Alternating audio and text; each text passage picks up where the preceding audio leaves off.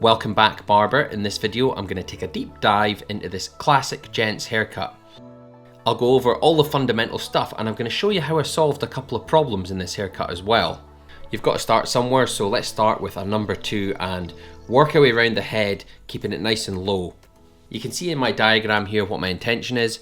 I'm going to do a 2, then a 3, then a 4, and I'm going to gradually get higher. The technical term for that is a graduation. To keep it nice and low, move in with your clipper and just kind of curve out as you move up.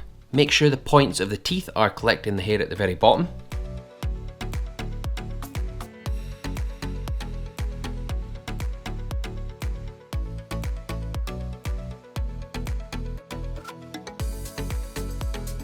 Here's that graduation on the back. I'm going up with the number 2 well below the occipital bone, and then I'm going to work up to a 3 and then a 4 as I come off of the occipital bone.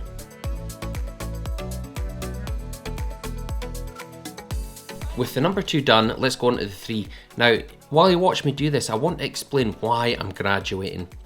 The reason that I'm graduating is that I want the hair to be longer on top.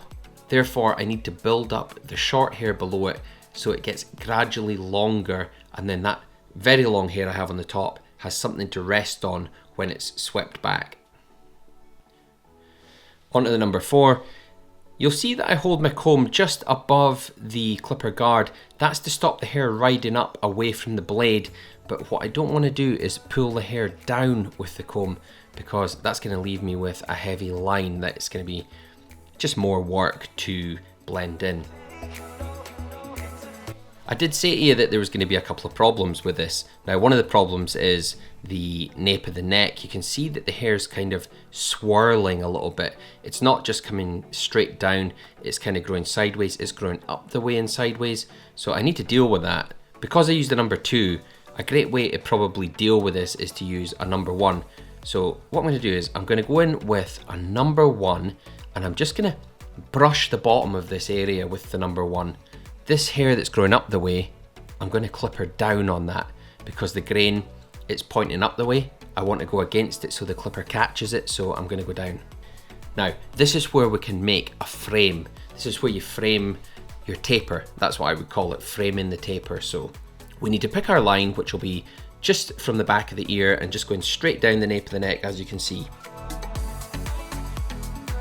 Use your little trimmer for this. The big clipper is not going to get that close. Your little trimmer tends to have a finer blade, so go with the little trimmer. That's what I would suggest.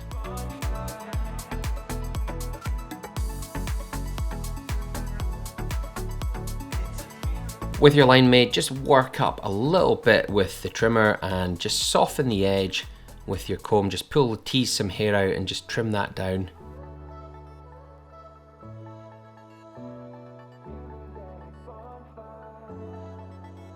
You can see how much cleaner that looks already. Same on the other side. I know you already saw the other side, but I love to see this bit because this is where the whole haircut starts coming together.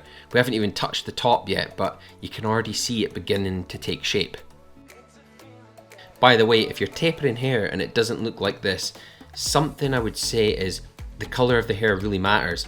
Like, the darker the hair, the more that a taper will pop. So if you have very, very dark hair, then, or you have a client or someone with very dark hair, then suggest a taper because it really looks good. It finishes so nicely.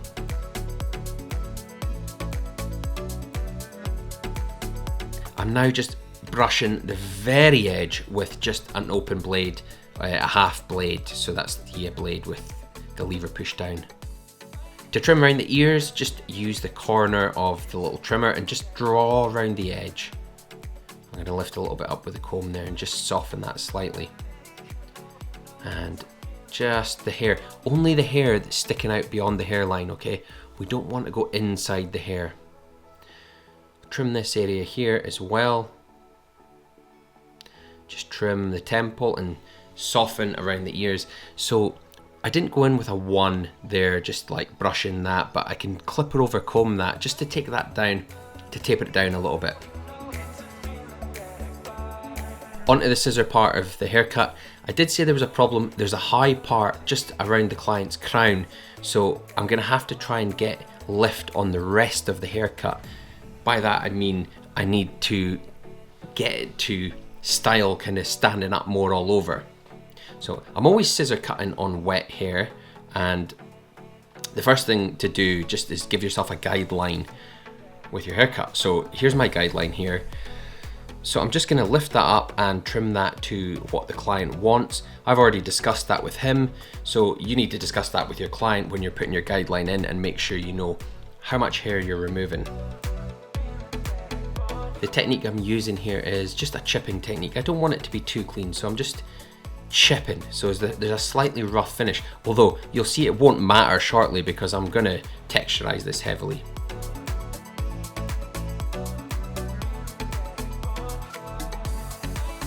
So there's my reference point. You can see in my fingers there, and that's from my guideline.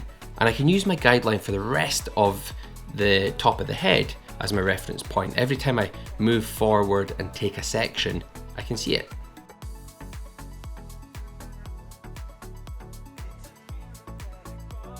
Like I said, I'm just chipping the ends of this hair here, but you're gonna see shortly how unnecessary that was, because I'm gonna be pulling out a tool that's going to absolutely texturize this to the point that my chipping in is completely unnecessary.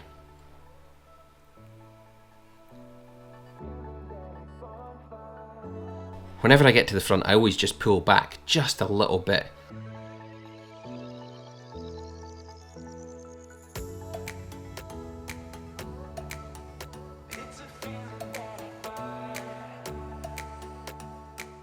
On the other side of the head, we're just working with the same guideline from the middle. This time I've got all the hair combed over, so I don't need to draw a section with my fingers. I can just comb, flip, and lift.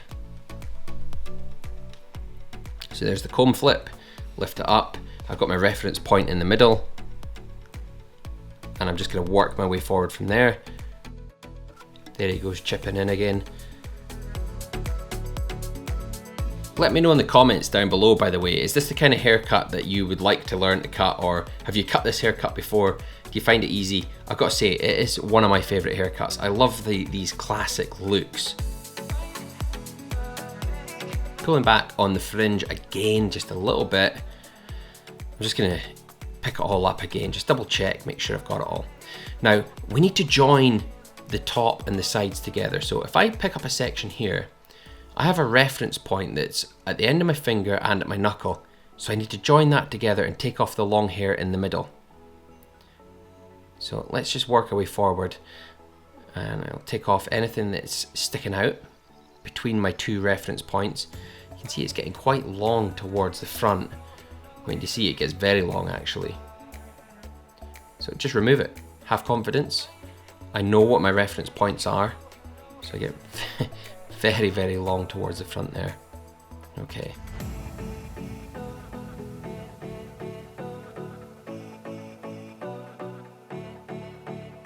And this is just scissor over combing, so lifting up with the comb and trimming the very ends, any rough edges, let's just trim all of them off. Make sure you're not really taking it, I don't take bulk with this. This isn't a technique for taking a lot of bulk away from the hair.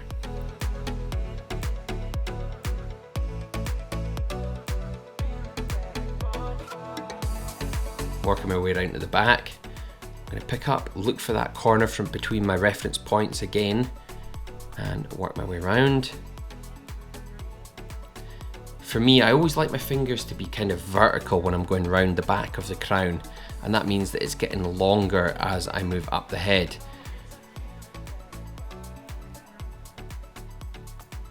If hair is quite curly, you can go closer on the crown, but I want the weight there, and you'll see my shape at the end. This technique I'm using here is just similar to scissor over comb, but what I'm doing is I'm just picking up sections. I use my fingers to flip my comb over. So I slide the scissor in and flip the comb, and there we go.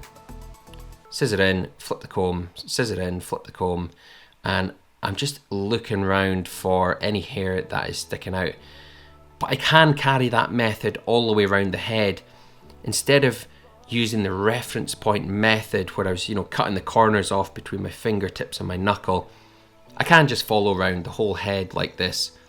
I find myself quite often, I start off working on the reference point method, which you just saw, and then I just end up carrying on around the head, scissor over comb. I can't explain why I've done that. It's a bit of a habit, but I always do it.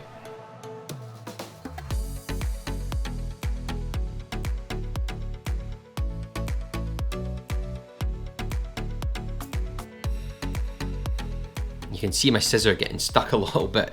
This hair is very thick hair, so sometimes that can happen if you have too much hair in your section when you collect it. If you're finding that your scissor does get stuck, you're not able to close it fully, it's possible that you're just picking up too much hair, and that's what possibly happened there. Or maybe I just need to get them sharpened. If you're watching, Dave, give me a call. That's my scissor sharpening guy, and he gets my scissors so sharp.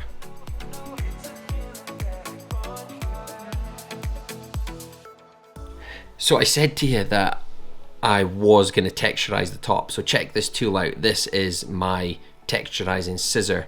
It has lots of big teeth in it, and it takes a lot of hair out. Let me pick a section up and show you what it does. It's going to take at least half that hair away. Watch this. So I've got two different lengths of hair there, and I can actually cut some more a little bit off the end, and that gets really rough. It gets a bit crazy.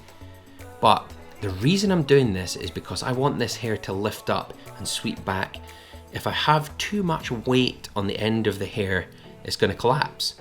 So if I pick up and I've got about the end third of the hair in between my fingers, and I take half the weight out of that, then it's going to be easier for me to pull all the hair up and back. It just makes it lighter on top.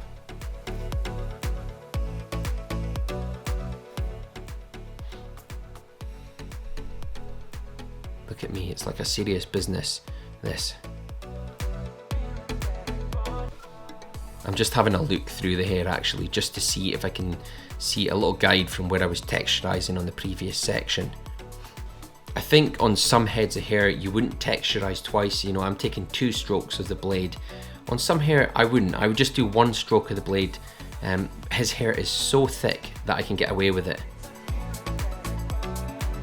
Good old salt spray for styling. Salt spray is like a liquid matte clay.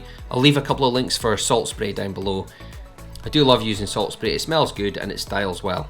By the way, I also teach barbering on Udemy, and I have a structured 3-hour course on Udemy, and I'll leave a link for that down below if it's something that interests you and you want to learn more from me. It's a bit more sort of starting at the basics and working your way through to a good standard. Back to this haircut though, really important. You'll notice what I do is I blow dry hard in at the root at the front. Okay, so what I want to do is I want to dry the root of the hair lifted up. That gives me lift at the front, which is going to raise the front to the level of that area of the crown that was sitting quite high. I'm dead happy with the way this has turned out. Dark hair, taper, swept back, great texture. I've got the desired shape. It's exactly what I wanted to do for my client. I hope you like it. Listen, hit subscribe if you want to see more from me. I'll be back soon. Until next time, really all the best with your classic haircuts.